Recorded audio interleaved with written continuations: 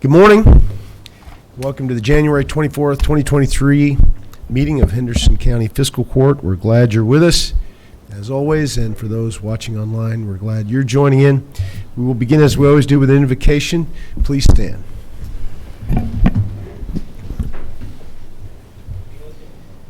Dear Heavenly Father, please watch over us as we deliberate issues and concerns and opportunities for the good of the county. Please watch over our magistrates, all our elected officials and team members. Please especially watch over Bruce Todd as he continues to deal with health issues.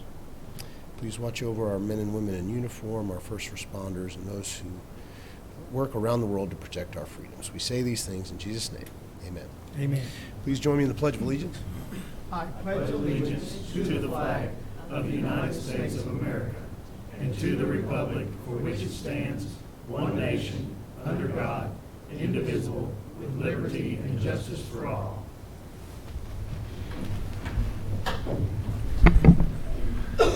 Mr. Clerk, would you please call the roll? Magistrate Southern? Here.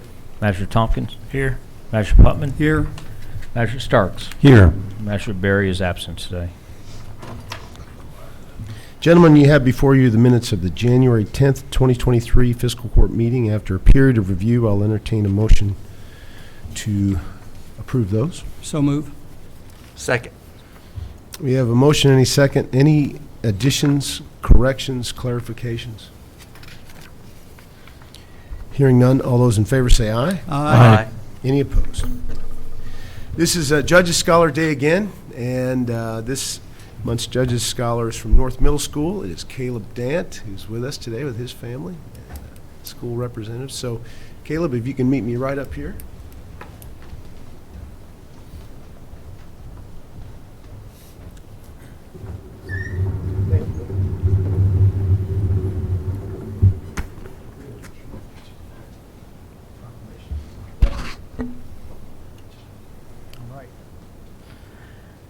Whereas Caleb Dant has been chosen by North Middle School to be the recipient of the Judges Scholar Award for exceptional efforts in both academics and school activities, and whereas Caleb's hard work and dedication in making the most of educational experiences and developing positive relationships with teachers and other students will lead to future success, and whereas success is measured in many different ways, whether it be passing a test, scoring a winning point, achieving a particular goal, or taking the necessary steps for overall improvement, and whereas the Henderson County school system could not let Caleb's efforts go unnoticed, and whereas the Henderson County Fiscal Court supports the school system and acknowledges these accomplishments as being significant because students such as Caleb Dant will be our future leaders. And now therefore I, Brad Schneider, County Judge Executive of Henderson, join with the Henderson County Fiscal Court to proclaim today, January 24th, 2023, as Caleb Dant Day in Henderson County.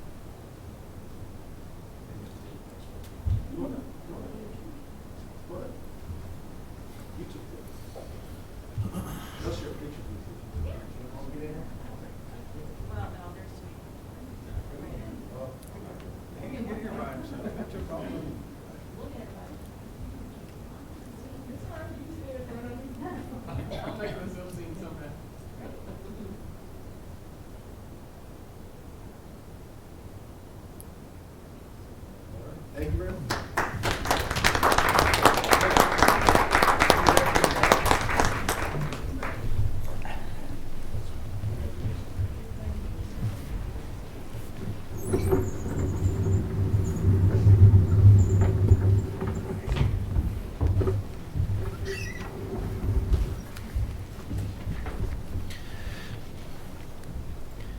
Great job. Caleb, we'll be talking a little bit more about you towards the end of the meeting. Congratulations, and thank you for joining us. I'm sure you're proud. Earlier this morning, the Surface Mine Committee met on a request to release a bond worth $21,280 for ongoing work on reclaimed mine ground out in eastern Henderson County. And our friend from our receivership joined us and explained the particular project, and members of the mine committee approved releasing this bond, and the state has as well. This is going to help fix up an old mine road that will be converted completely to crop ground again. And I think the committee seemed satisfied with the explanation, and I'll Yes, turn sir. it over to any committee members who want to say anything. No, it made perfect sense to me to stretch a road nobody uses, cuts off access to limit liability and put it back into production for farming, so it makes perfect sense to me. Any further comment you'd like to make? So the recommendation from the committee is to go ahead and release this bond and move on with that part of the project. Any other questions? So we get a recommendation, a motion to go ahead and release the bond and accept the committee's recommendation. Motion. Second. We have a motion and a second. Any other questions? All those in favor say aye. Aye. Any opposed? Thank you. And now I think I'll call up James Bosler. We're going to take a couple recommendations from him on both courthouse elevator and HVA service agreements and similar agreements for the Judicial Center.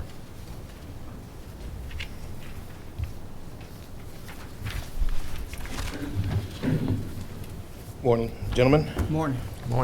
Morning. After review of the contracts that we've had submitted, I believe that for the elevator contract for this building and the Judicial Center that we go with TK Elevators, just for the simple fact of it states right here on the front page that everything that we'll be doing $194.76 for the service on this elevator in this building, and all 4 elevators at the Judicial Center for $776.60 a month. Whereas peak was $125 on this building and $500 per elevator at the Judicial Center, which is basically what we're paying now with our current contractor. But there was a key difference. The key difference that I chose in this is parts are included with this contract. So whereas parts are not included with this one. So TK included in their bid the cost of parts. Peak did not. No. So initially, Peak was the lesser It- at first glance. And, Yes. but on further review, Yes. TK is your recommendation. It's about the same. It's a little less than we're paying now for our service. both It bids. is. So, And their bid includes parts.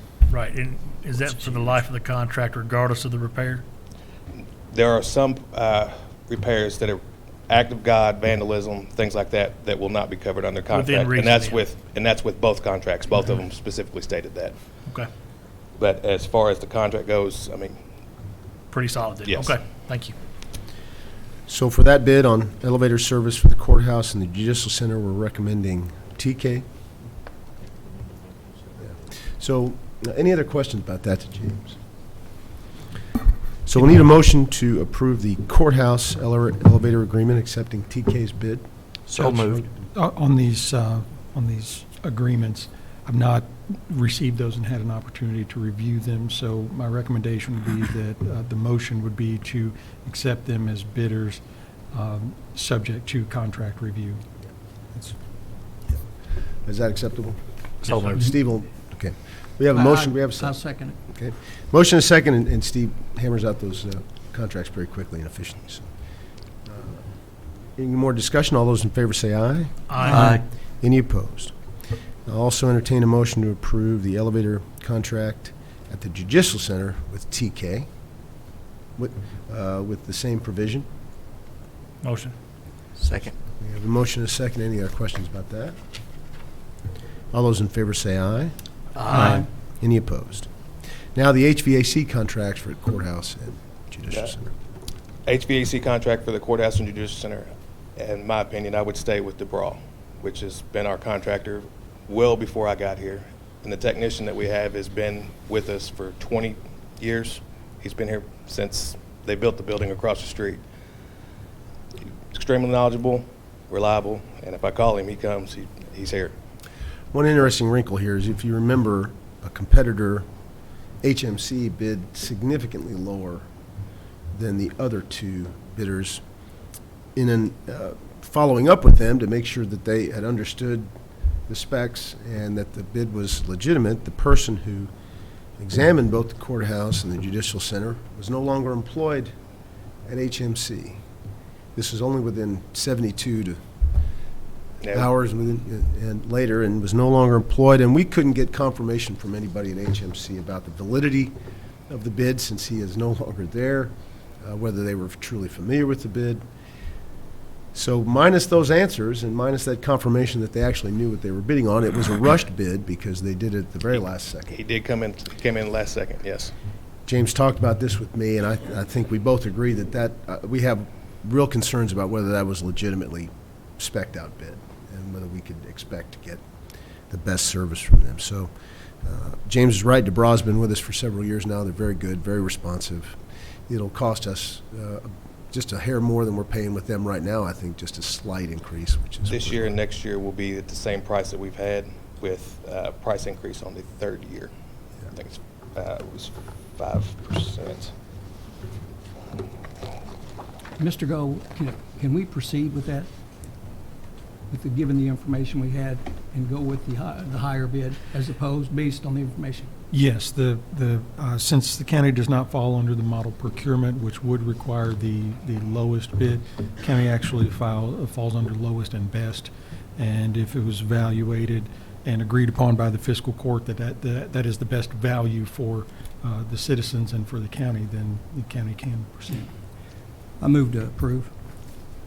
This is for the courthouse. We'll call this one for the courthouse. Second. We have a motion and a second approving the bid from DeBraw pending final contract negotiations or provisions there. Any other questions? Should we go out for bids again? And the reason why I'm asking, if this one was considerably cheaper, maybe we should bid it again. Personally, if they give us a bid and it's a signed bid from them, I think they'd have to stand with it, whether the guy's employed there or not. That's a Steve Gold question. Well, it's not necessarily a legal question. It's more of a policy question as the fiscal court. If you all want to, solicit additional bids, When does this then you contract certainly end? can. Yeah, end of this month. End of this month. That complicates things. Considering everything, I have no confidence that the HMC bid was an actually qualified, well thought out. You think the validity of it is skewed somewhat? Yes. Yeah. I think it was rushed, and we may have found in the end that they couldn't service it the way they should. We'd be right back here. That was the impression we really got. In personal opinion, he pushed the fact that he already had the county contract for the jail, and he wanted another county contract. If you already have a contract with the county and you wanted another one, you should have been the second person to come see me. And that's just my opinion. And then come in last minute and then ask for an extension when everybody else has already done their homework and put in their bids. It's not real fair to everybody else.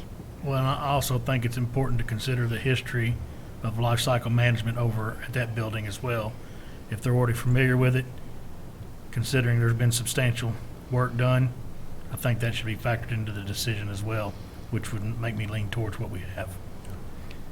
Also, I was going to ask James, as I was reading through this, it looked like the HMC would only actually have 2 inspections a year, a spring and a fall, where DeBraw has 4 inspections. So correct. they're going to stay on top of things. To me, it would sound like a lot closer. And I think that first inspection on HMC wasn't scheduled until in the fall of this year. So we're paying them almost 8 months before they even show up, unless there was an emergency. Yes. Judge, I call for the question. We have a motion, I believe. We have a second. Second. We have a motion and a second. Any other questions? All those in favor say aye. Aye. Aye. Any opposed? Now the HVAC for, Caleb, did you vote aye? Same recommendation for the Judicial Center. Same situation. HMC's bid was much lower but rushed, and we can't get confirmation that their representative bid it correctly, and we don't even know if it's a valid bid at this point, considering the council. And another thing, too, is the bids for both buildings that HMC gave us were extremely, extremely close. Like, I think this one was like 6,000, I think the one across the street was 7. I don't see how it can be that close when that building is 30,000 square feet bigger than this one. Right. That was Kinda another lends thing I itself to noticed, there the- was significant Yeah. discrepancy there, yeah. Yeah. So, can I get a motion to approve our recommendation of DeBraw? So move. Second. We have a motion and a second. Any other thoughts or questions? All those in favor say aye. Aye. Any opposed? Thank you, James. Next, for Road Department material bids, I'll call up Nick Stallings for his recommendations.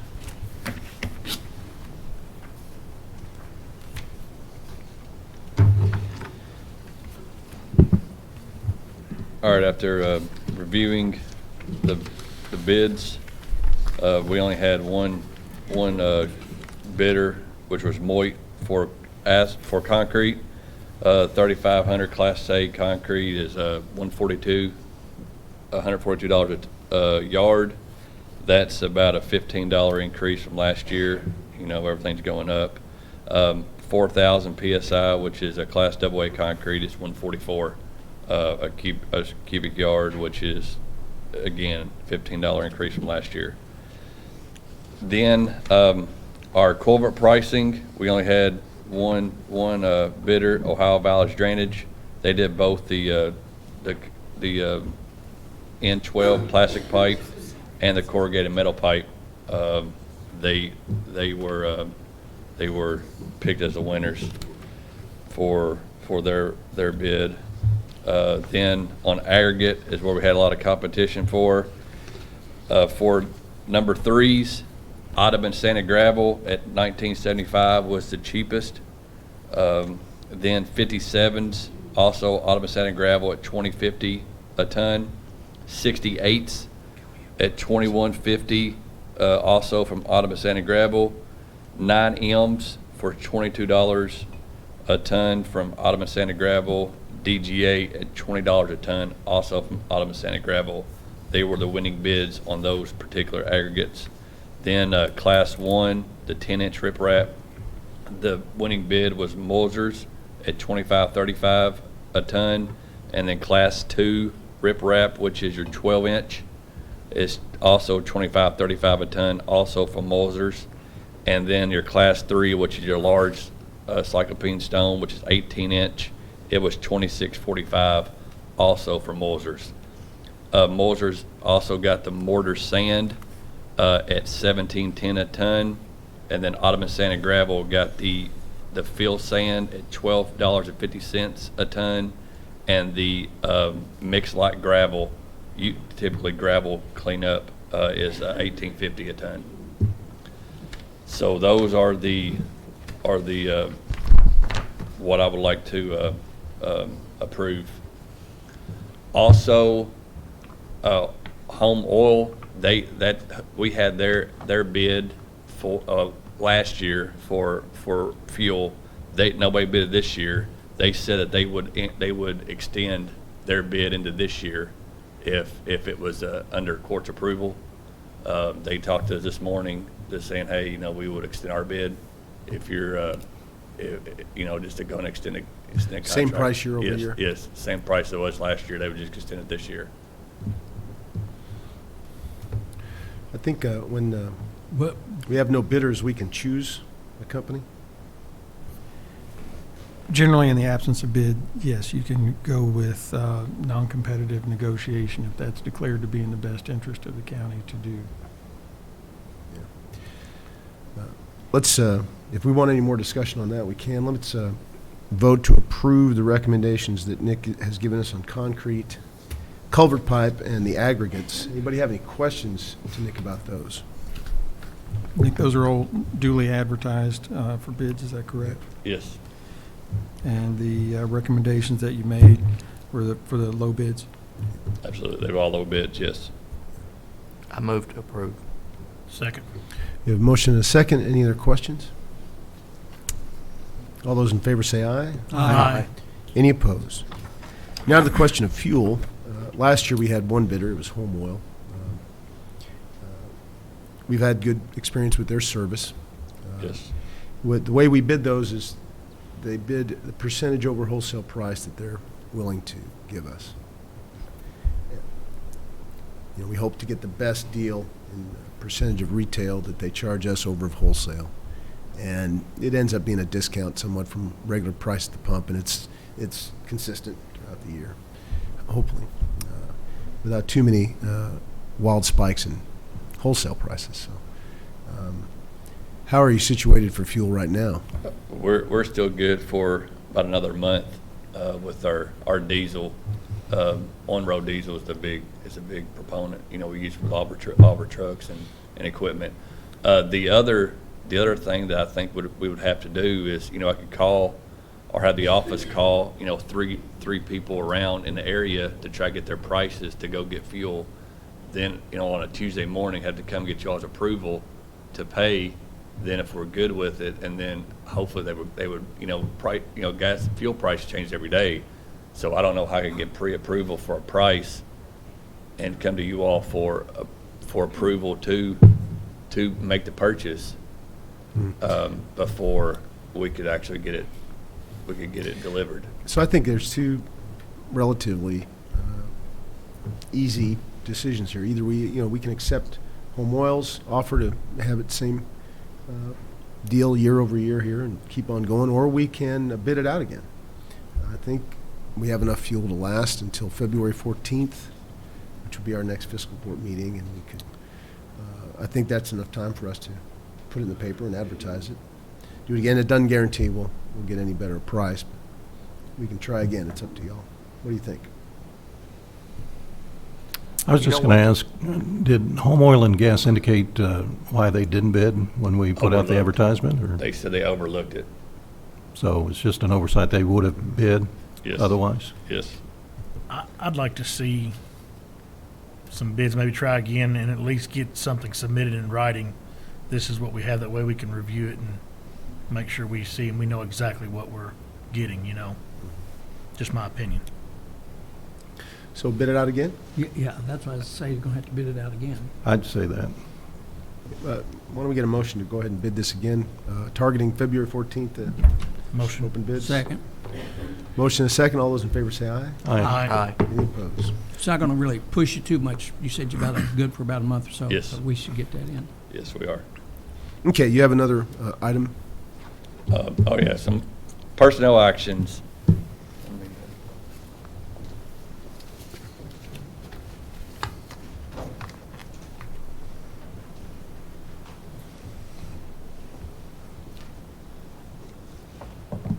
All right, as y'all aware, Nancy Watkins, her last day was last Friday.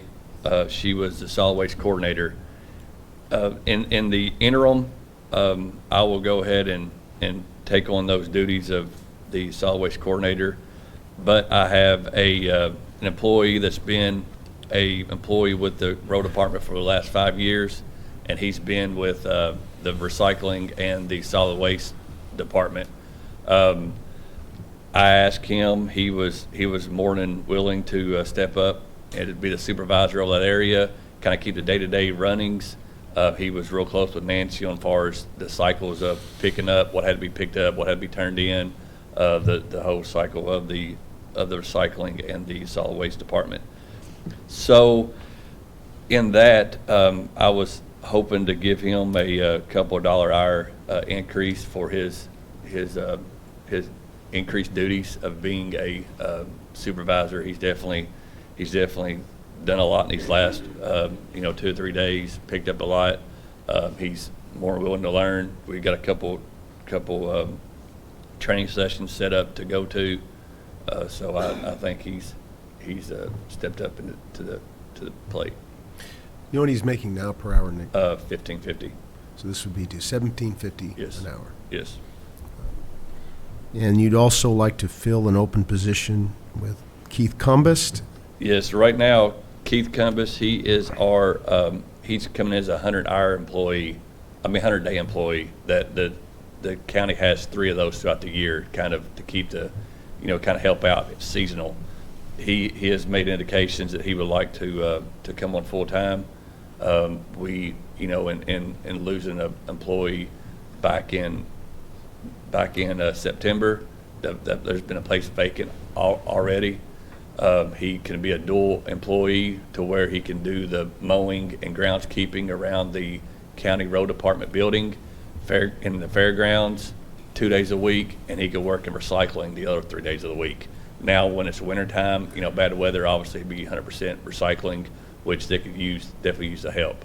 So he's worked there 3 or 4 summers now as falls as a 100-day employee. Definitely good work. Everybody seems to have good rapport with him. They enjoy what he does. He works well. No issue with anybody in the department. I've seen him work. He works well. So I think it'll be a win for the county to have that happen. What would be his pay scale? I would have him come in with the other ones are at 1550. 1550. Okay. Any questions on these 2 recommendations from Nick? I move that we make a motion, or I make the motion to approve those 2 employees. So you have one hire into a full-time position at Yes. $15.50, and Eric Higgs pay raise from $15.50 to $17.50 Yes. for added duties. I'll second that with just a quick question. How long do you think it'll take to find the next solid waste coordinator? I'm going to put out the that's the next thing I was going to tell you all. I'm going to put out the job posting this afternoon. I'm going to put it on the website where we typically, and I'll put it on the Facebook page. That will be open for 2 weeks. Let everybody have time to go through it, and then we'll do the interviews. So hopefully by this time next month, so the second meeting of February, we'll have a selected candidate. That would give 2 weeks for the interview, 2 weeks for the opening, and 2 weeks to make everything happen. So my question is, with the pay raise, is it conditional till somebody's? Yes. He's aware of that. He's aware that for the meantime it'd be a jump up, and then if he's a selected candidate, then we'll go with that salary. Then we'll talk about the salary, and if he's not a selected candidate, then he would go back to his normal pay. Okay. Okay, we have a motion and a second. Any other questions? All those in favor say aye. Aye. Any opposed? Thank you. Yep. Next, I'd like to ask Renise Abner to come up. She has 2 things that she is required to send to the state every year. One's her fee office budget and an order setting salaries. And I'll remind everyone that this is a requirement of the state. It is not the exact budget she'll have when we start the new fiscal year, nor her budgeted salaries. It's just... Do you want me to do my reports too, or do you want me to come back to those? we can do both. Do you want to do it all? Yeah. All together? Okay. Okay. Good morning, morning. and congratulations, Caleb. It's quite an honor. Very proud of you for that. Today, I'm submitting my monthly, quarterly, yearly reports submitted to the county for 2022. I have a check for the interest earned in 2022 on our usage account also. It's not very much, it's like $14, so not very exciting. But, and also I have my annual order setting the maximum amount for deputies, which the judge just talked about. My budget for 2023, the projected revenue is based on what was collected in 2022. It's just basically inserting that information into the next year or so. And that budget is required by the Department for Local Government, and it covers the calendar year, January through December, where we operate fiscal year. So just a FYI there. December, for excess fees, we have $100,794.18. with a total submitted as $149,255.42. Quarterly, for this last quarter, we had $291,545.24 in excess fees, and a total submitted to the county of $416,648.95. And yearly, for 2022, in excess fees, we had $1,493,635.85, with a total submitted to the county of $2,203,801.18. 13 cents, sorry. And when comparing 2022 to 2021, I submitted about $687 more. So collections were approximately the same. So, and my annual order setting amounts for deputies is $1,147,000, and that's the same as it was for 2020, 2021, and 2022. So that amount is going to remain the same. Okay, so let's do these in order, so nobody gets It's too a lot. confused on the agenda. The first one is her budget document that she has to submit to the state, and I believe the number is $15,042,329.14. Can I get a motion to approve that? So moved. Second. Motion and a second. Any questions about that? All those in favor say aye. Aye. Any opposed? Now we have the number she submits for her deputies, which you heard her say is the exact same number year over year, $1,147,000. Motion to approve those. So moved. Second. Motion and a second. Any questions? All those in favor say aye. Aye. Any opposed? And finally, her reports that she mentioned, collecting $685 more year over year. Love to see that number at least stay the same. So we need a motion to accept those reports as well. Motion. Second. Motion and a second. Any other questions? All those in favor say aye. Aye. Any opposed? Thank you. Do you want me to go over the e-poll book? Sure. Now or yes. later? Okay. No, I think it's good to. Okay. This is a separate question. As you know, one of Renice's primary responsibilities is running local elections. The state has thrown a bit of a curveball, as is its wont sometimes, and I'll let her explain. Okay, so our e-poll books, which e-poll book is what you use when you sign in. It replaced the paper rosters. It's like an iPad device. I'm sure when you voted, you used that. So we don't own those. We, meaning the county, does not own those e-poll books. The State Board of Elections, the state owns those. The contract that they had with the vendor who supports those e-poll books is going to expire before the May primary.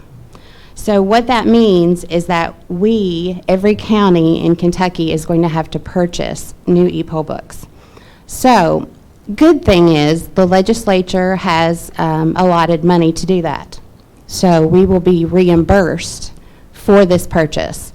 But we do have to outlay that money up front, and then we will get that money back. DLG and Department for Local Government, I use those terms like everybody knows, but DLG and State Board of Elections are working together with the state in order to disperse that money.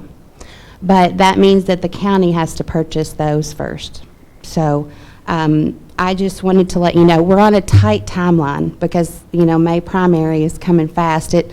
For us in election world, it may seem far, or it's really, really tight, but for those that aren't in elections, it may seem like we have a lot of time, but really we don't, because we have to purchase those, we have to be trained ourselves, and then we have to train the workers. So it's not a lot of time. So what we're waiting on at this moment is the procurement process with the state.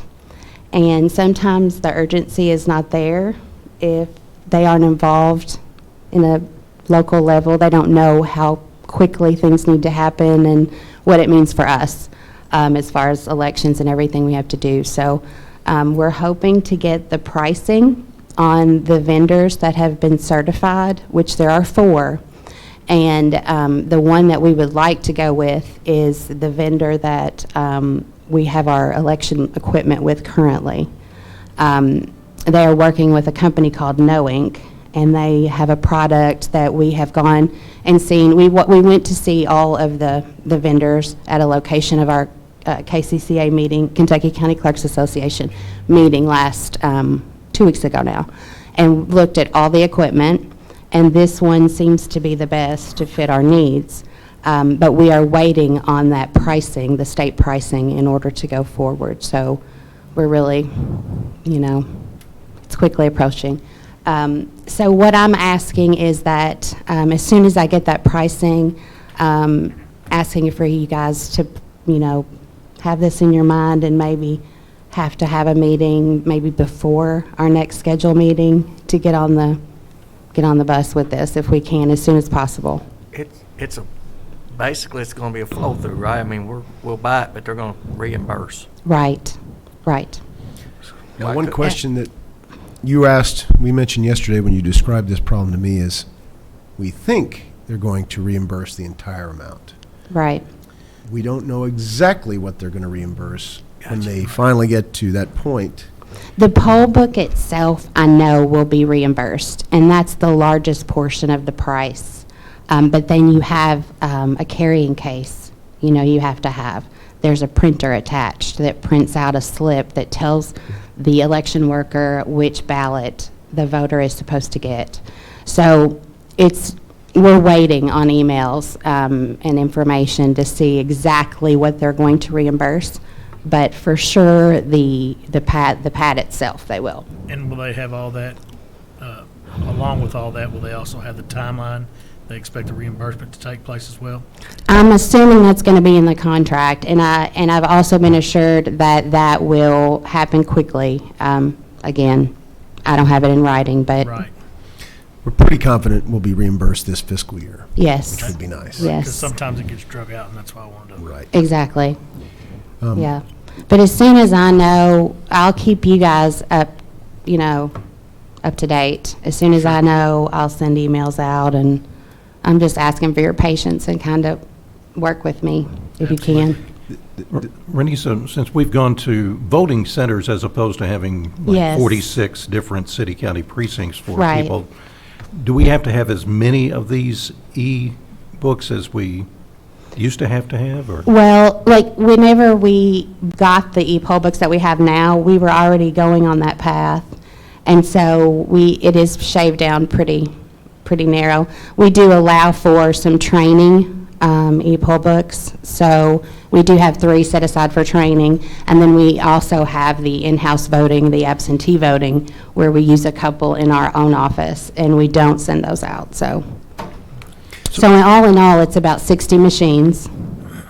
And I'm estimating, I hate to even put a price because it's not out there on the procurement, but it's around 104,000 is what I'm estimating, but don't hold me to that. Because again, that's the problem. We don't have the numbers yet. So And that's a number we can handle easily, especially. Could we approve it now, so if she gets the information to just pay for it? And Well, the one other curveball is DLG has expressed to us they want us to pass a particular resolution with some particular language, which we do not have in our possession yet. right.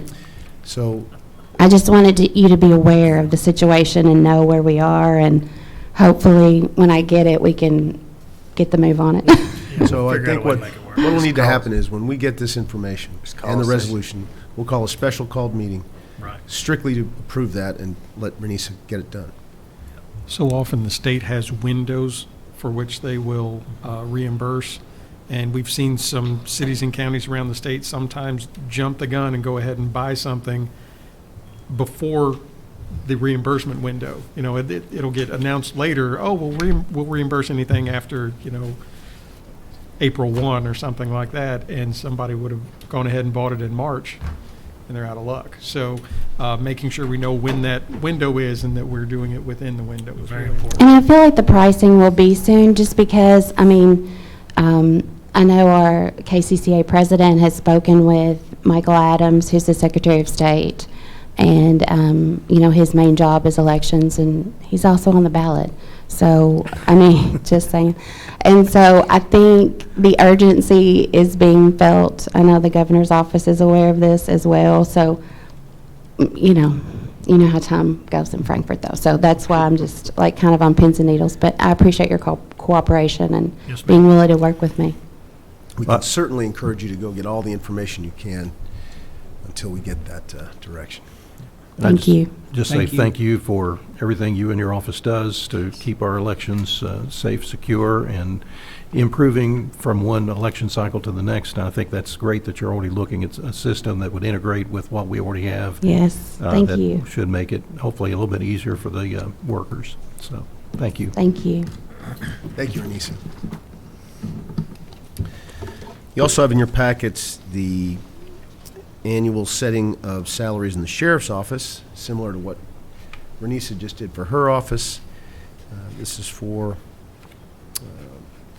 all the deputies and all the employees in the sheriff's office to the amount of $3,029,148.23.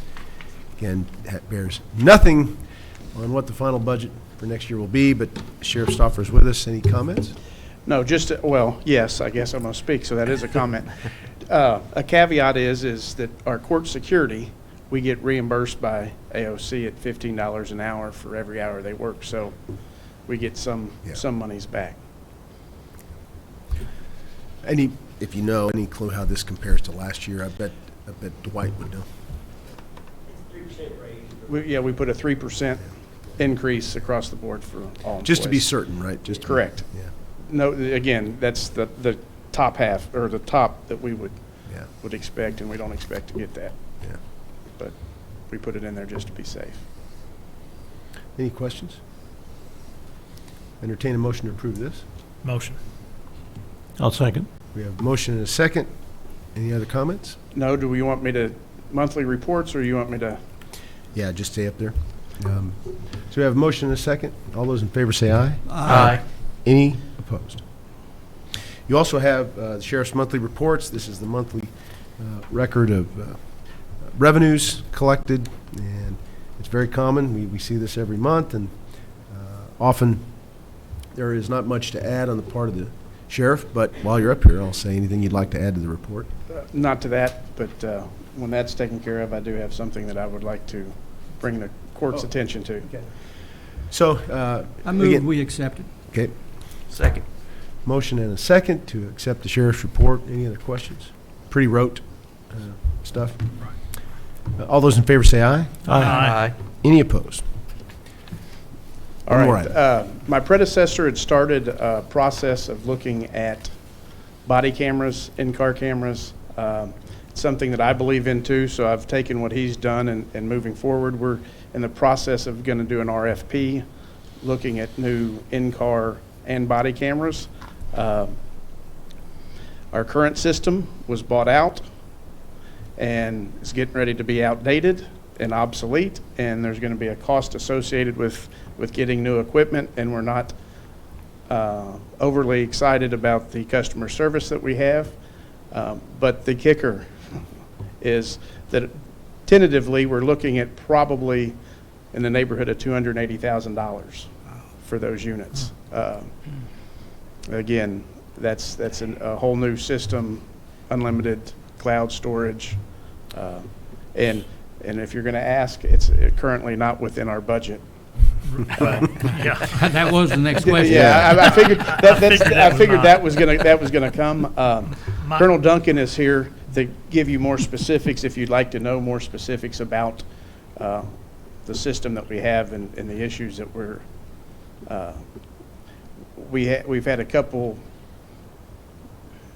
I won't say major, but we've had a couple incidents that were very important to have camera footage, and we found that our system glitched, and it wasn't user error, it was system, which could present some problems historically and moving forward with what we're currently using. So I just wanted to let you all be aware of that. Does this 280,000, does that get every vehicle and every officer a camera? Yes, it'll get us 25 body cameras and 25 in-cars with installs that the company will come in and do installs and everything here. It won't be outsourced to anybody. So what kind of life cycle are we looking at for this 280,000? 3 years, 5? Currently, it's set up for 4 years. Some of them offer, and again, we're still in the infancy on looking at vendors, but some offer replacements as you go. But it's a 4-year commitment. Any maintenance or software updates included in that 280,000? Most of them include all of that for the 4 years. Couple things here. Would you have to bid this out as well? Yeah. We have multiple different ways of paying for this if we eventually get to that point, so I'm not really concerned about that. I want to make sure, A, that everybody believes we need it, and if you'd like Dwight to come up and explain more of that, I welcome him to, but I get it, understand anything that protects both the public It is and the officers. 21st century. Yeah. And an RFP doesn't commit us to anything. We'll just be checking on prices and programs, and then, obviously Chip can come back and present us those. So just merely going out for an RFP, I think, is the right thing to do, but it does not commit us. I just wanted to ask those questions to make sure they were thinking about that, and I'm sure you were, just verifying. Yes, sir. So I'll entertain a motion to allow Chip to take that project out to Motion. bids. Second. Motion and a second. Make sure you work with Kurt about proper bidding notice and things like that. We look forward to hearing more when you get back. Can I ask a quick question? Yes, sir. What about the footage that's in storage now that we've got with this current system? Is that going to be available to us, or? Yes, all footage is our property. Everybody promises you with software that they'll give it back to you. They don't promise you what format that you'll get it back in. But yes, we'll be able to retrieve the data that we have. They'll be able to get it back to us. I'm just not exactly sure what format that will be, but. And then what is the time frame again that we're looking at? Oh, this will probably be typically in-car, the couple that we've talked to, cars are probably 8 to 9 months out. Body cameras are quicker, probably within 30 to 60 days after we agree upon something that they can turn those around. But installation is the big deal with in-cars. There you go. Okay, thanks. All right. That's important. So we have a motion and a second to put this out to bid. Any other questions? All in favor say aye. Aye. Any opposed? Good luck. Thank you. Good hunting. We also have our annual EMA state contract. We're voting on this. This allows Kenny Garrett and his team to get money from the state. Anything you want to add to that, Kenny? It's an annual thing we do every year to make sure we are lined up with the state and collect those funds as needed. Any other questions about that? So move. We have a motion to approve. accept the contract. No, I'm sorry, resolution here. I see Second. that. We need to read the resolution first, gentlemen. Oh, pardon me. Sorry. Resolution authorizing county judge executive to execute memorandum of agreement with Kentucky Department of Military Affairs, Division of Emergency Management regarding Federal Emergency Management Performance Grant, EMPG, eligibility. Whereas the 2023 Kentucky EMA program is funded by Federal Emergency Management Performance Grant, the Kentucky Division of Emergency Management passes through approximately 50% of grant funds to participate in county programs. Whereas counties must also follow all applicable state and federal laws, regulations, policies, and procedures, including 2 CFR 200, Kentucky Revised Statutes, KRS, Chapter 39, and Kentucky Administrative Regulations, KAR, Title 136, Chapter 1. Whereas the EMPG program provides federal funds to assist state and local governments in preparing for all hazards, is authorized by Section 662 of the Post-Katrina Emergency Management Reform Act and the Robert T. Stafford Disaster Relief and Emergency Assistance Act as amended. Whereas Kentucky Emergency Management, per KRS 39A.0502B, has the power, authority, and duty to coordinate the development, implementation, and maintenance of comprehensive emergency management programs by local emergency management agencies in the cities and counties and urban county or charter county governments of the Commonwealth to ensure all such programs, agencies, and organizations are organized, administered, and operated as functional components of integrated emergency management system of the Commonwealth. And whereas it is the recommendation of the Henderson County Emergency Management Director that the county execute this agreement in order to be eligible to receive the EMPG funding from the state.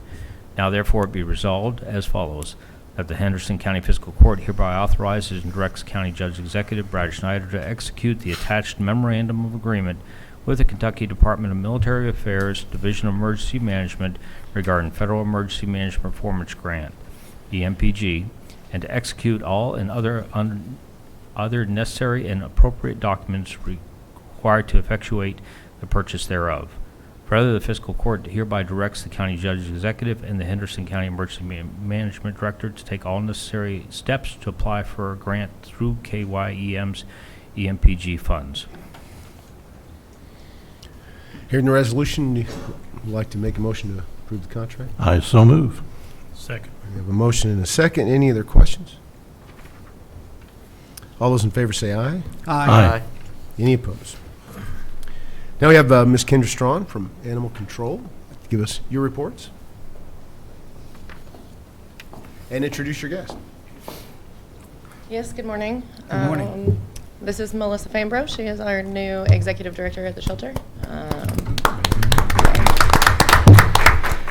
Melissa comes to us from a long line of veterinary experiences as well as financial background. So she has jumped in head first and is doing very well, getting her boundaries.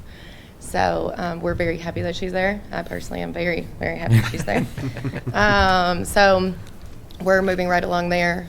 She's getting settled in, and I've talked to her about being sworn in. And once she gets settled, she's also going to go through her CACA training and NACA training as well. All three of our officers have completed their CACA training now and their euthanasia training. So all that's been sent off to the Kentucky Board of Veterinarians as well as their continuing education. So they all three should be good to go and in there fully. We have had a bunch of runs, a bunch of court cases coming up, a bunch of citations. It seems to be the floodgates have opened the last couple weeks. So we're trying to, the best we can, manage intake and make sure people are aware that it's illegal for your animal to run loose. A few of our court cases are medical cases, pretty bad ones, so those will be ongoing, I think.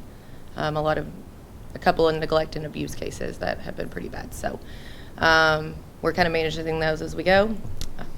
A few of them we've found a few foster homes for, so those are being taken care of outside of the shelter a little bit. Other than that, we don't really have a lot going on other than trying to get animals out. We did get a grant to fix the gate in the front of the building, which has not been functional since I have been around, so 7-8 years now. That gate really just stops people from coming in. It's a sliding gate that locks. We every once in a while have a little spurt of people just wanting to drop animals off, like in the fence. So that will hopefully deter that, just leaving them there. It's also more safety purposes around there for the staff coming in and out at night and vehicles and things like that. So we did get a grant to fix that. So hopefully that will be done in the next couple months. So. Excellent. Are y'all at maximum capacity again down there? Oh yeah. They come in and then they come out. If you don't mind, Ms. Fambro, tell us about yourself and some initial thoughts on serving as Chief of the Humane Society in Animal Control. First of all, that's a little daunting, but I appreciate the opportunity. I kind of had been praying for a job that I could get back to what I went to school for, and that was animal science, pre-veterinary, and kind of get back to an experience in the veterinary clinic. So it was a great chance to, come in and feel like I was breathing and living again instead of sitting behind a desk. So that's my challenge. Is I've been sitting behind a desk at a bank, working mortgage servicing, and now I'm running up and down the aisles listening to barking dogs. So I'm sweating and I'm enjoying it. So I have a lot to learn as far as animal control. I don't know very much at all, but There's a couple that have been real good about showing me what I need to learn and how to get that done.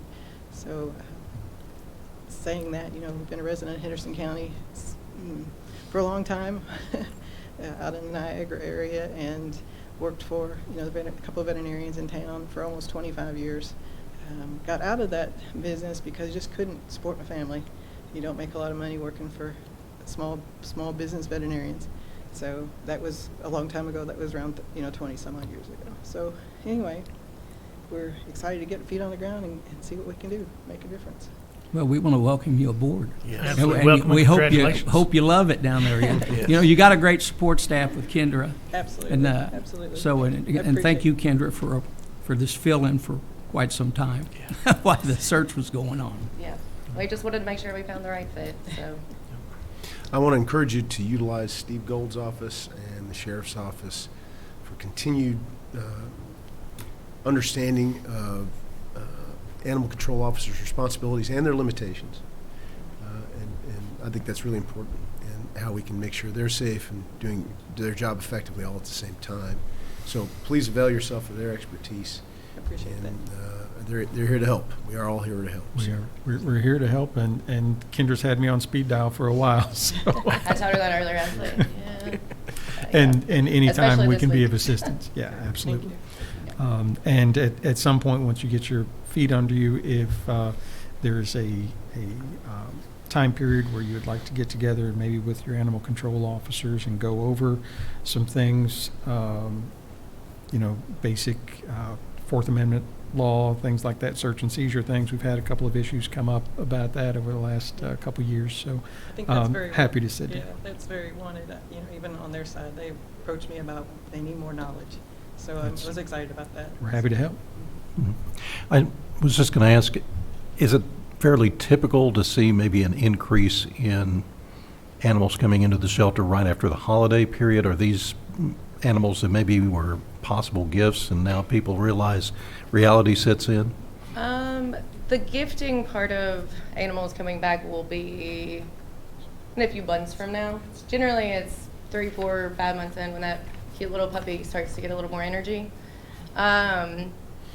Right now, I think a lot of it, we just see a lot of people that are not able to care for their animals. The increase, we've seen, 10 to 15% increases in food, vaccines. I know one particular vet clinic in town has increased their prices significantly, being taken over. So, I think the increase in just the inflation part of it is hurting people too. And also, I think after COVID, the more COVID kind of is in the back of people's minds, people are getting back to baseball and traveling and doing all these things. And so, again, the time for an animal tends to cease a little bit. Yeah, correct me if I'm wrong, but there was a drastic increase in the number of people who got dogs during COVID because they were home and Oh, yeah. lonely in some cases. And as you mentioned, the reality of that is now. And the other struggle we kind of are seeing is, a lot of the vet clinics were, drive up only. They weren't doing spay and neuters through the height of COVID.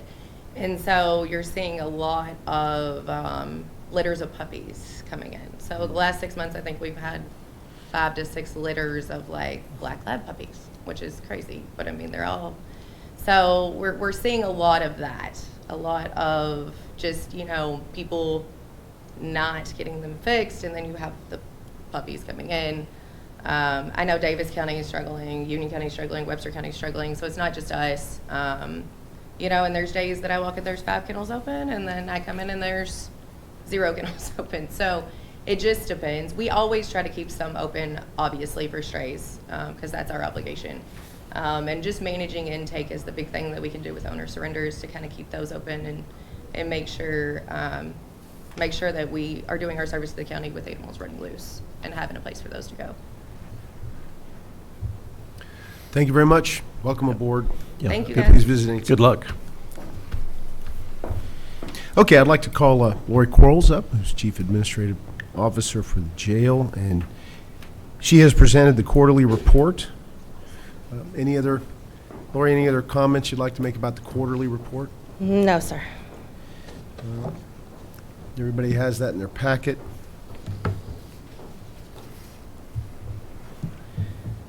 And from what I understand, the current staff levels are still too low. Yep. You know, it's been a challenge for a couple, 3 years now, so, or longer. We do need a motion to accept the quarterly report. So moved. Second. Motion and a second. Any other questions about that, Lori? Just appreciate what everybody is doing down there, and hopefully maybe things will get better this year as far as staffing. I know that's key. We hope so. We're doing everything we can, so we're trying. So we have a motion and a second. All those in favor say aye. Aye. Any opposed? You also have their inmate trust account, what they call a canteen account. We don't have to approve that, but we do acknowledge receiving it. Anybody have any questions about that? This is the money the inmates pay into their separate accounts, and then jail gets a certain percentage of the sales, correctly, and you keep that back in an account. Yes, for the canteen account, yes. Yeah. And then the inmate commissary account is their personal Right. accounts. So, yeah. May I mention, Judge, that both these required reports be accepted by the fiscal court or be noted by the fiscal court upon a change of Jailer. ownership of the jail between jailers. So this is a requirement for the state. Gotcha. Yes. So any questions about the canteen account report? Hearing none, you have a couple other asks. Yes, sir. I have a couple of pay rate changes that I'd like to propose. These individuals, we have individuals who are at the jail. They show up every day. They give it their all. They're there longer than they should be. They're filling in spots when people call in. They're on call. They're doing everything to keep the wheels on. So that's why I am requesting this pay rate change for these two individuals. So for the record, one is Lieutenant Chris Grillen, who is booking supervisor, very important position at the jail, being bumped from $22.53 an hour to $25.53 an hour, and Major William Payne, guard commander, another very important position, from $26.96 an hour to $28.96 an hour. The jail deputies' salaries line item is not anywhere close to being exceeded, probably won't because the numbers are so down. So there's no danger of that. As you expressed to me, two very key positions. Yes, sir. Hate to lose them, need Yes. to keep them, especially with the current overall staffing situation. So I do have a text from Bruce Todd, the jailer, approving this, requesting it formally along with Lori Quarles. So I do know that he is supportive of this as well. Any questions? I will entertain a motion to approve this request. Motion. Second. We have a motion and a second. Again, any comments, questions? All those No. in favor say aye. Aye. Any opposed? One more, and I volunteered to make this myself, having communicated with Bruce Todd. Now that he has placed Ms. Quarles as officer in charge, with added duties, she has been already assuming for the last month, and we're not sure when that might end. He has asked to increase her pay $2 from $28.35 to $30.35 an hour while she handles these increased duties. And he is bringing that request. I'll take any comments or questions. It's unfortunate, obviously, the jailer can't be here, but I think he understands that Lori's carrying a lot of load during this unusual situation. So, No, I would make the motion that we approve that, but also appreciate you, Lord, stepping up Thank and you. filling in. I mean, it's a lot to do, and I know it's a struggle down there to keep, when we talked about the other two, to keep good employees. You got to have some sort of retention. Yes, sir. And a lot of times that costs you a little more money. Yes, sir. But again, we appreciate everything you guys do down there. Agreed. I appreciate my staff, it's kind of a tag team effort. If we've never been a team before, we are definitely a team now. Very good. So we're just trying to hang in there. And Gotcha. Judge, I think I made a motion. I think you did. Second. A motion and a second. Any other questions? All those in favor say aye. Aye. Any opposed? Thank you very much. Thank Keep you. up the good work. Thank you. And thank you, Colonel Hendricks, for all the help. Hey, Rick. Yeah, you need to come up to the mic, please. Colonel Rick Hendricks from the jail. Good morning, gentlemen. Good morning, Colonel. I'll just give you a brief update. I did talk to Mr. Todd last night. He is improving. Seems to be doing really good. He is speaking now, and he is on a liquid diet, so hopefully we're moving forward. Just wanted to add that before we departed. Good, that's good news. Okay. Thanks for that update. Still not home yet, but. Not home yet, sir, but he is doing better. Okay, excellent. Thank you, Rick. Okay, Mr. Gold, your report. You jumped all around here, so I know it's. Judge, I've got several checks today.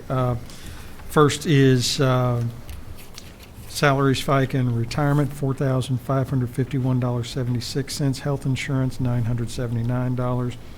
Dental and life insurance, $310.53. Health insurance, $5,881. Aflac, $265.24. Flow through from the city, $458.33. And interest in the amount of $3.84. That brings today's total to $12,439.70, and the fiscal year total to date, $138,058.05. And Caleb has indicated that he has not had $12,439.70 in his hands before, so you're going to learn an adult lesson here.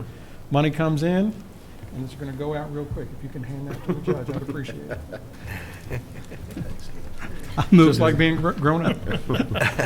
I move to accept.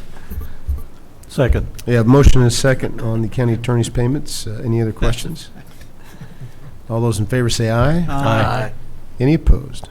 Thank you. I'll ask Treasurer Ryder to come up. We have several bits of business.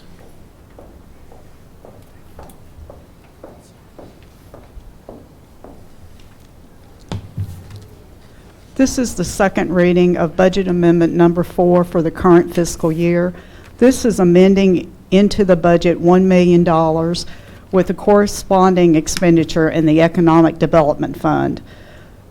The $1 million is actually surplus from the general fund. We're amending it into the general fund, transferring it to the Economic Development Fund with an accompanying appropriation of Economic Development Special Projects Pratt Industries, which is for the access road incentive that was voted or approved on the 7/30/2021 court meeting. We have motion on second reading. So moved. Second. We have motion and a second. Any other questions on that one? All those in favor say aye. Aye. Any opposed? Thank you. You've received your transfers.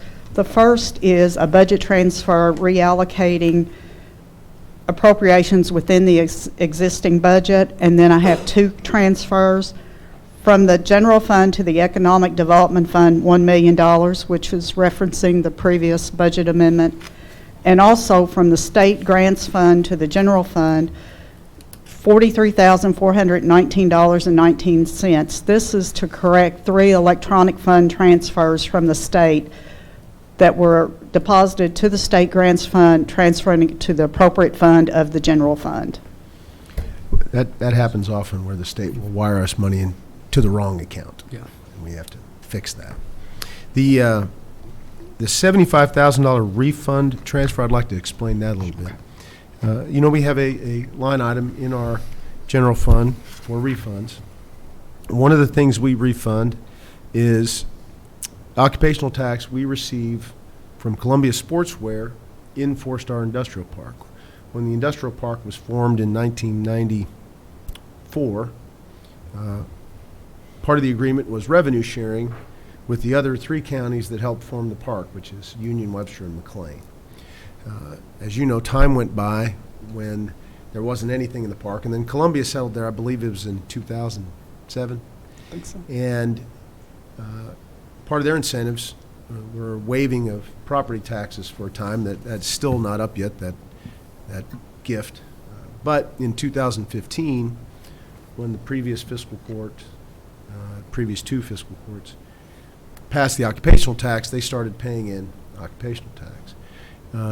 Since that time, we have made sure now, especially, to participate in the revenue sharing as it was spelled out in the original agreement. 30% of revenue derived that we get, the county fiscal court gets, we keep. Another 30% we give to Webster County, which is the other county in which the park sits. 20% to McLean and 20% to Union. We've been doing that. We do it quarterly, I believe. Monthly. Monthly. Yes, sir. Yeah, so we've seen an increase in the amount of money being returned to us. I think Columbia's growing, so they've been sending us more occupational tax. So we're dispersing more money to the other three counties. So when we estimated the refunds at the beginning of last fiscal year, we just undershot that a little bit, not quite anticipating that Columbia was going to grow like it did. So it's a good problem to have, but we have to readjust this line item to make sure we're sending the money to the other three counties that we're supposed to.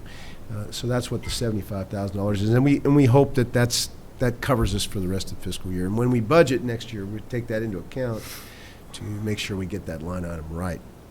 The other thing I want to point out about this is, if you remember in some of our orientation, we talked about the contingent appropriations line item in our general fund, and that is a line item where we park money, in this case $460,000 at the beginning of the year, to help us with these kind of things that pop up. And this is a great example of reasons that we access the money in the contingent appropriations fund to make adjustments that are hard to anticipate. So, just a little history lesson and an explanation. So, any other questions about the transfers?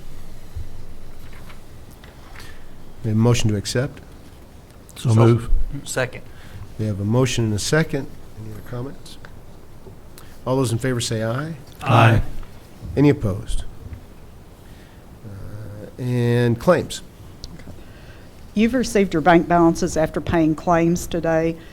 The day-to-day appropriation line should be at approximately 58%. I do have additional claims to add. From the general fund to Magistrate Southern, Magistrate Starks, Magistrate Southern, Magistrate Starks, $712.34, and Magistrate Tompkins, $701.78. This is training expenses for reimbursement for the Kentuckians for Better Transportation, and is to come from the Fiscal Court's Conferences Training Appropriation line. To the Kentucky Sheriff's Association, $6,500. This is for the fiscal audit of the evidence room and is to come from the Sheriff's Office Supplies Appropriation lines. To Kenny Garrett in the amount of $517.25. This is for miscellaneous EMA supplies reimbursement and is for the period of November 28, 2022 through June 21st, 2023, and is to come from the EMA supplies appropriation line. From the road fund to Visa in the amount of $1,041.30. The majority of this is to come from the road fund training travel appropriation line. From the jail fund to Republic Service, $612.60. This is for service and is to come from the contracted services other appropriation line.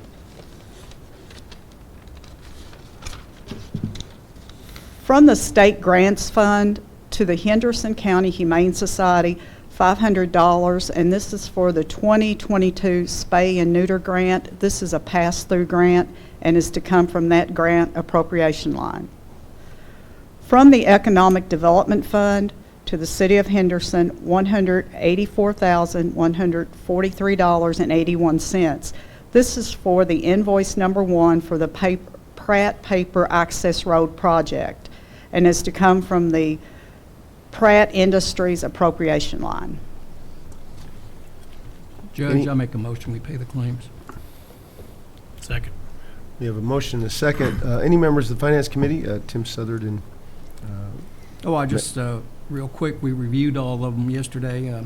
We found we're still in very good shape. We had some other little sidebar conversations as related to our audit. And I guess, anything else, Tim? I think everything looked good. It was, Yeah. like I said, we're in good shape. Yeah. So I'll entertain a motion to approve the claims. I got a motion and a second. All those in favor of paying the claims, say aye. Aye. Any opposed? One thing about the record of what percentage we should be at. Everybody, I think, understands after the orientation how to read how we're doing versus that percentage. And what was the number you gave? 58%. 58. So, for example, we're at 82% of revenue, which is good. Of course, vast majority of our property tax comes in within 3-4 months, so that percentage jumps up due to that. It will back down a little bit as we get through the rest of the year, but we're in great shape there. And in the general fund expense, which is one of the things I always look at, we're at 51.2% of expenses, so 7% better than that. And then overall in expenses, we're at 45%. So departments are doing a good job, and revenue is holding up as we expected. So again, those are two things I really keep an eye on. And whenever you get these monthly reports, I encourage you to kind of do the same. And the Finance Committee reviews those closely, and be more than happy to always contact Butch or Tim now that they're on the Finance Committee with questions. Thank you, Brenda. Thank you. Appreciate it. In old business, we do have now contracts in place that Mr. Gold has worked out with the clean team for both the Judicial Center and the courthouse. Steve, any further comments on that? Well, they actually didn't have any contract of their own to accompany their bid, so this is one that our office put together. Kurt indicated that James met with the clean team folks and that they were okay with it. It's my understanding they haven't signed it yet. They were awaiting approval in court today. But we made sure to have some performance measures in there that would allow the county to put some pressure if there's not good performance happening, and created some incentives in there and potential outs if for some reason it was not there's not good performance. So I need to get a motion to hire a clean team and get this ball rolling. I think they begin at the 1st of the next month. So moved. Second. We have a motion and a second. One aside, I think they are hiring several of the France employees who work in our building now, who we've gotten to know a little bit, and for the most part, really good people. So that was good news for them. And we look forward to Clean Team holding them to a little bit higher standard, and continuing to make sure everything gets taken care of in the building. So I will say, and I don't know if James wanted to mention anything about this. The initial bids all included separate bids for doing the floors on occasion, stripping, waxing, doing all of that stuff. That was removed from this contract per James's request. All of the bids came in just really, really high, and it was almost a blank check, it seemed like, on all the flooring type things. So he believes that he can get better prices for that going outside of the janitorial services contract way. James, I don't know if you wanted anything to add anything to that. But that is, if you're going back and reviewing the bids, they all did call for, also tell us what you would charge to do the floors, and it turned out that bundling those may not have been the best idea. Yeah, it's not progressive. That's not good. But Charles Bailey, who has done the stripping and waxing of the floors for the last year, has agreed to still do that for us. So as long we have the buffers, since he knows the chemicals and everything to get, he will get the chemicals, and then there's a couple things that the county will have to purchase. I mean, a couple squeegees, maybe some spare mop heads, but outside that, we have everything else that he needs to do it. So all he will have to do is bring the chemicals and come and do it. For a much lower price than. Oh, yes, considerably lower. I And think and for- less than the bid threshold of $30,000. Yeah, no, that's way Not even underneath close, that. yeah. Right, I just wanted to make sure that that's Thank you. going outside the bidding. He's done this whole building this last year in sections, and I don't even think we spent $5,000. So, Good deal. Well, appreciate that note. We have a motion and a second on hiring clean team, correct? Okay. I want to make sure this includes that authorizing you to execute the contracts for both the judicial center and the courthouse. Modify the motion to that effect. Motion. And a second? I'll move. Second. Motion and a second with that clarification. All those in favor say aye. Aye. Any opposed? Thank you. Thank you, Steve, for taking care of that. That's what we do. Before we go into good of the county, I do have a request of the court. The General Assembly last year, in its budget, set aside, I think it's something along the lines of $150 million to help the state parks. They have shown some reticence in actually wanting to spend it because some of the legislators aren't real fans of the state park crew, and I guess in the past they've had some troubles with state parks spending money wisely in their estimation. But this new tranche of money, I think, can be used widely across the state park system for good things, including at Audubon State Park, which already has a project or two brewing in its head for good stuff out at the park. This is a 50-50 match program, and the State Parks Commissioner is trying to get as many counties and cities where state parks exist to offer letters of support to the General Assembly, asking them to go ahead and spend this money, please. And, of course, we were one of the ones approached with providing that support letter because we have Audubon State Park here.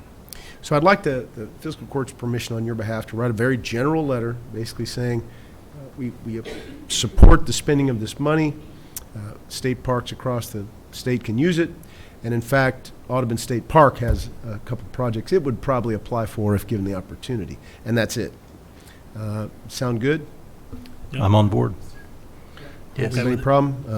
I guess it'd be nice to get a motion allowing me to do that on I'll behalf move. of fiscal court. Second. That you communicate that. Yeah. Motion and a second. All those in favor say aye. Aye. Any opposed? Thank you. Would anybody from the audience like to speak for good of the county, please?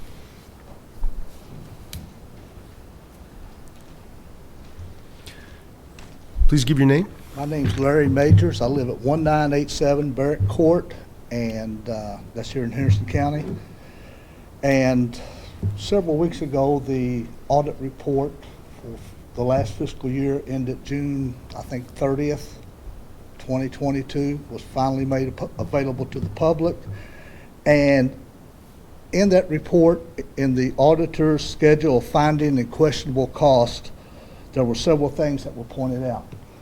One of the things that was pointed out was that the county judge executive staff has been taking off work Friday afternoons and falsifying their hours on their timesheets to cover it up. I was just wondering if that practice has ceased, and if the county judge executive staff is now filling out their timesheets truthfully and taking comp time only when appropriate. Couple points there. We were operating under the U.S. labor laws, wage and hour laws, assuming that based on our judgment of those guidelines, that these employees were salary exempt, don't get overtime, and did not require hourly reports on their hours worked.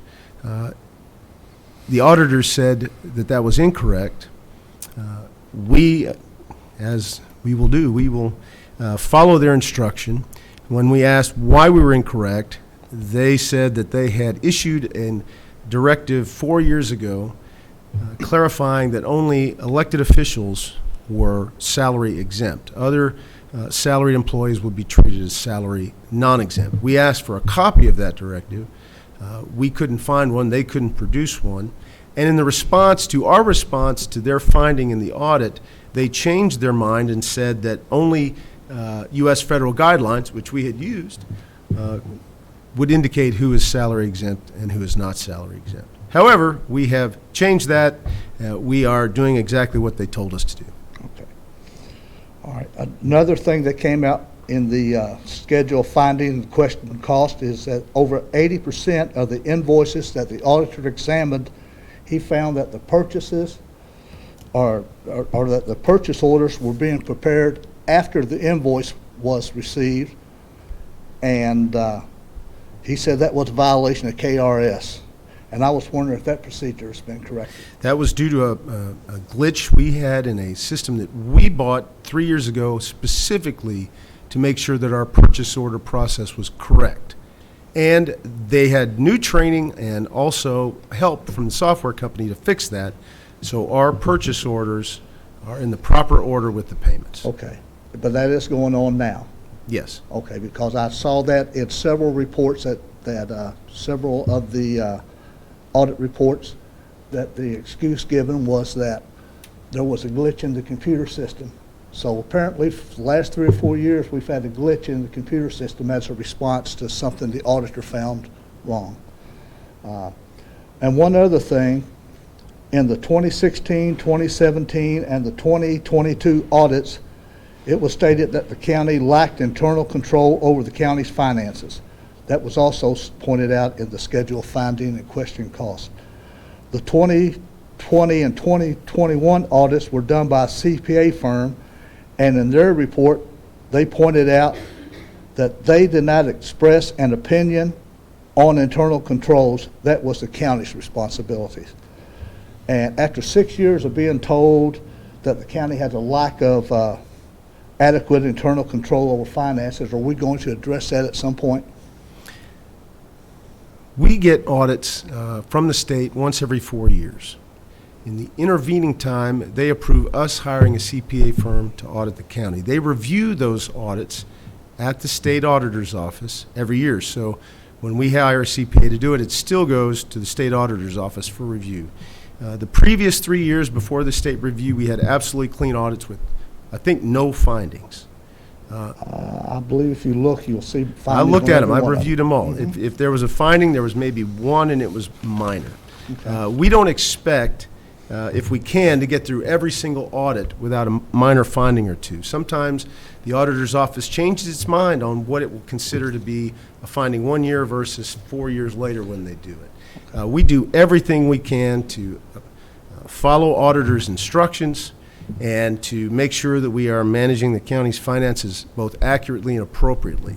And we believe we do that, especially considering the last 3 audits before this one.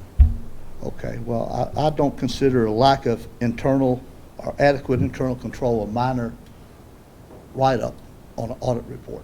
If we, either we got internal controls or we don't. And if you notice that each one of those reports, at the very first part of them, when they make a general opinion, their opinion on whether the county is managing its money correctly, in general, we have got an unmodified positive report. Okay, well, that's, I see that, but I also see on the schedule finding questionable cost, the last one was 8 pages long. Things that the auditor found that weren't up to snuff or whatever, and he found things in the audit, and I believe it was 8 pages long. It may have been 9 pages long of things that he found that weren't in compliance. So anyway, I just want to bring that up since the report's been out for almost a month and it's not been brought up in public anywhere. I believe we pointed that out on the website. We published it on the website, so it's been public information. Anybody else for good of the county? Judge, I apologize. I should have mentioned it in my previous report. I just want to let you know that we had an audit. It was an inventory of our evidence property room dating back to when they started taking property. The auditors touched every piece of property that we had, and they found 0 missing. So if you know Lieutenant John Book of the Sheriff's Department, he is our property room custodian, and that's huge, huge accolades to him. They were very commendable on what he did and how he did it in his organizational manner, and they were very pleased with that, and it's very pleasing to me taking over something that has been there for decades, and everything we're supposed to have, we have.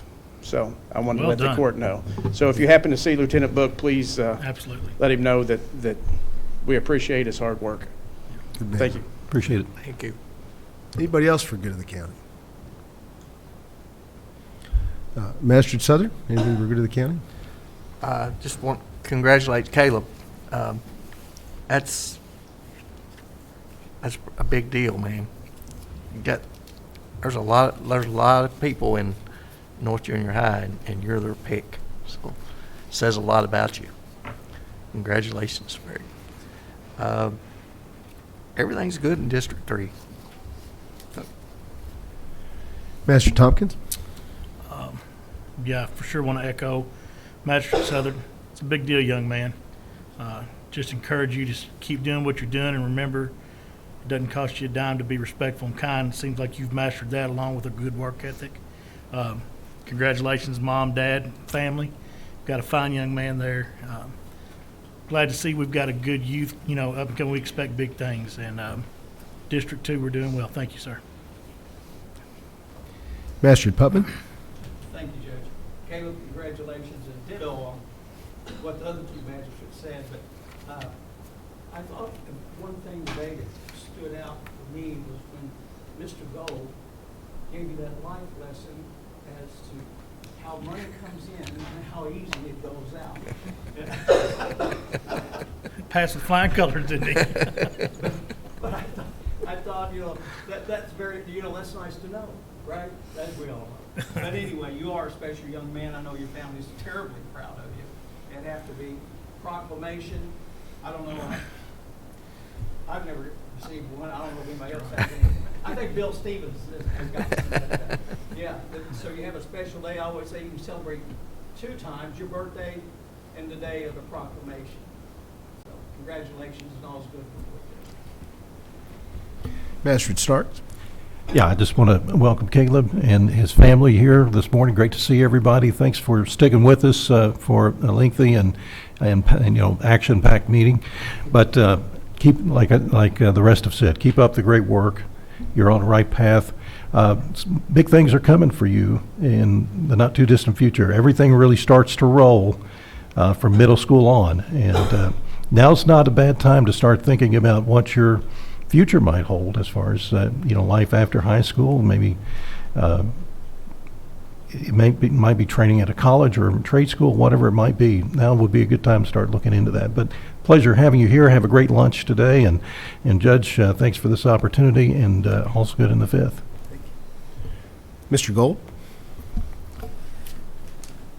Well, Judge, things are good in the county attorney's office. Got a lot going on. We're still working on our move of the child support office, which is a state operation. They came through with some additional funds, so fortunately we can hire some additional folks. Problem is we didn't have anywhere to put them.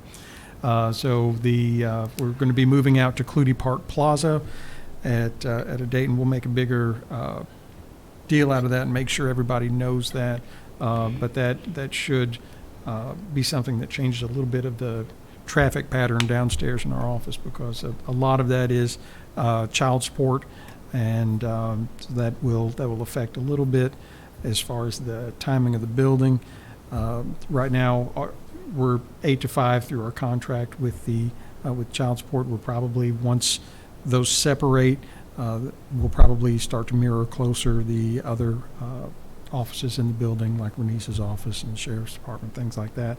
But more about that to come as we get closer to the actual move date. Do want to say that I want to thank Lori Quarles, Rick Hendricks, and the whole team out at the jail for what they're doing to keep things going while Bruce Todd is recuperating and hopefully getting better really soon. But I've been in contact with them, and they've got a lot going on, and they're doing some really good work at that. And want to thank the sheriff and all that he's doing. He's really hit the ground running. He's within the first few days of getting sworn in, had to immediately deal with some pretty difficult things going on with overdoses and things like that, and he's really stepped up like everybody knew he would. So just want to thank everybody that's really hitting the ground running and having to do a lot with regard to the overdoses and fentanyl and whatnot. We do want to make sure that everybody is aware of that. Talk to people that you know that are suffering from addiction. Make sure that they know that there are adequate ways to get good treatment through our office. We do assist people in filling out the papers for Casey's Law, which is involuntary treatment for substance use disorder and addiction, and we're happy to help people with that. Do encourage you to get in touch with the health department, see about making sure that you have Narcan, both if you are around somebody that suffers from addiction, or if you have a business or at a workplace, something like that. And honestly, it's something that we need to be thinking about here within this building, besides the sheriff's office, having that. Just want to put that out there. No, it's not a fun topic to talk about, but it is something that we have seen a pretty significant spike here within Henderson, and that's. I was really proud to be part of a team effort and several kind of emergency meetings, and there was some real unity within the law enforcement world, the treatment world, and reaching out and bringing in the schools and education. We're not going to prosecute or arrest our way out of a problem like this. It's going to take the entire community getting together, saying that this is not acceptable here in Henderson, and that we are going to put our arms around those folks that are suffering from addiction and make sure that they can get some treatment, while also working on the supply side as well, and taking some swift and decisive action there. And Caleb, that's. Congratulations. I did the downer stuff first. I want to talk. I told you we were going to make a big deal out of you because you are a big deal, and we did. And congratulations. You're the one person in the entire county today that gets to say this is officially your day, and you deserve it. And congratulations to your family. I will say he was involved in everything. He voted aye on everything that came up. And he was very, very actively involved, and seemed to understand what was going on, even when we were talking about some of the stuff. So it's you have a really impressive young man, and you have a bright future ahead of you. And like everybody else said, just keep on that path and keep going the way that you're going. Things are going well. Other than that, things are good in the county attorney's office, Judge. Congratulations, Caleb. Look forward to lunch. We're going to take Caleb to the Lions Club, Steve, and let him join us at the Lions Club and see if that gets some more praise and applause, which he deserves. And I'm glad you're able to enjoy this meeting. Again, as Steve Gold often says, and it's true, it's not always exciting, but it's always important. And sometimes we've had judges, scholars who weren't as interested as you were today. So I'm impressed. And I seem to follow along, voting aye at every opportunity. I would have been really impressed if he'd voted no a couple times. But so good job, and I look forward to lunch. Appreciate everybody's hard work, as Steve said, at the jail, and anything we can do to help Chip with your transition, we will. And I've been impressed so far, and I think everybody's melding together pretty quickly in need, and so that's good to see. Again, another long meeting, but I think we're getting through kind of the road stuff, the boilerplate stuff that we have to get through every year, including contracts and all the bidding and all that stuff. So it won't be quite as lengthy coming up starting next month, but you never know. I hate to make that promise because you never know what'll pop up. So with that, I will entertain a motion to adjourn. Judge, executive session. Oh, shoot. That's right. We are going to have to go into executive session. I make a motion to go in as per KRS 61.8101C, discussions of proposed or pending litigation against or on behalf of a public agency. I make that motion. Do I have a second? Second. We have a motion and a second. All in favor, say aye. Aye. Any opposed? We don't anticipate any vote coming out of this, so for all intents and purposes, we're adjourned. So here's what.